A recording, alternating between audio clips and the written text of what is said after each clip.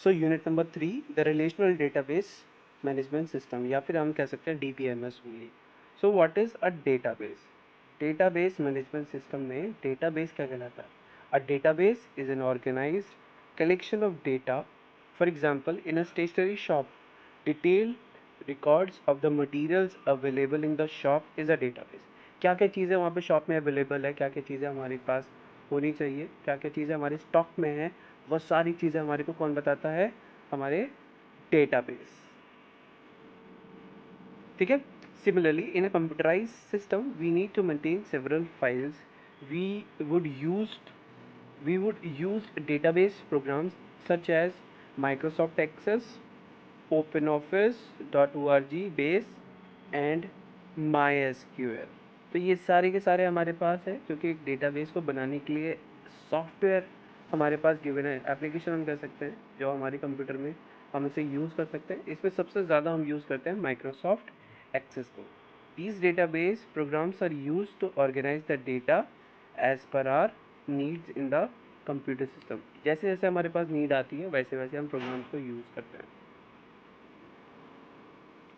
Next topic हमारे पास database management system. A database management system is a software package with computer programs that controls the creation, maintenance and use of database. Database तो हमने बना लिया है, लेकिन उसको अच्छी तरीके से यूज़ करना, उसका रिकॉर्ड्स की एंट्री, रिकॉर्ड्स को फिर देखना, एनालाइज करना, वो सारी चीज़ को हमें अच्छी तरीके से दिखाने के लिए we are using database management system. ठीक है। ये DBMS क्या करता है? हमारे जो सारे डेटा को है अच्छी तरीके से ऑर्गेनाइज्ड मैनर में रखता है। एक कंप्यूटर प्रोग्राम है। A DBMS allow different user application programs to concurrently access the same database. Some of the DBMS are Oracle, IBM DB2, Microsoft SQL Server, Microsoft Access, PostgreSQL, MySQL, FoxPro and SQLite।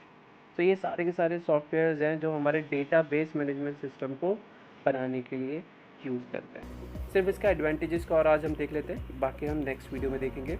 Advantages of a database, it reduces data redundancy, यानी कि जो repetition होता है उसको ख़त्म कर देता है। शेयरिंग ऑफ डेटा, एक से हम बहुत सारे मल्टीपल यूज़र एक साथ एक डेटा को यूज़ कर सकते हैं, चेंज कर सकते हैं, मॉडिफाई कर सकते हैं, ऐड कर सकते हैं, सब्ट्रैक्ट कर सकते हैं। Data integrity, data integrity means that the data is accurate and consistent in the database, यानी एक्यूरेसी भी हमारे पास आती है। डेटा सिक्योरिटी भी है।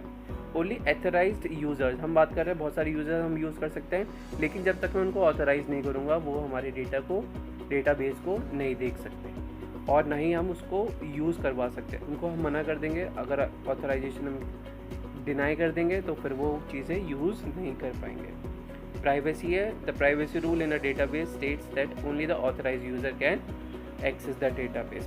बैकअप एंड रिकवरी, यानी कि ये सारी की सारी चीज़ें ऑटोमेटिकली बैकअप हो जाती है, सो दैट कभी अगर बाई चांस कोई फेलियर की वजह से आपका कंप्यूटर ख़राब हो जाता है तो ये डेटाबेस कहीं ना कहीं अपने सर्वर्स के अंदर उस चीज़ को सेव करके रखता है, ताकि आपका कोई भी डेटाबेस ख़राब, ख़त्म या फिर एकदम फिनिश ना हो जाए।